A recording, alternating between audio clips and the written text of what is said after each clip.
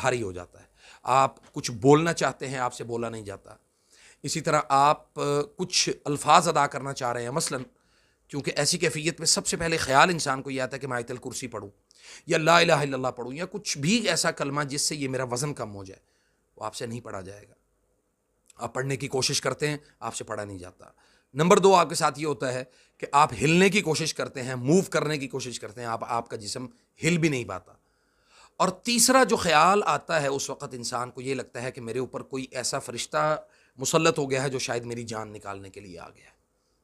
اسی لیے آپ کو، چونکہ دماغ آپ کا اس میں جاگ رہا ہوتا ہے، جسم آپ کا سو رہا ہوتا ہے، تو دماغ آپ کا یہ کہہ رہا ہے کہ کچھ پڑھ، آپ سے کچھ پڑھا ہی نہیں جا رہا،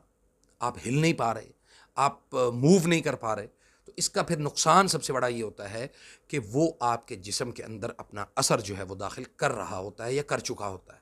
اس کی وجہ سے آپ کے جسم کے اندر مختلف جو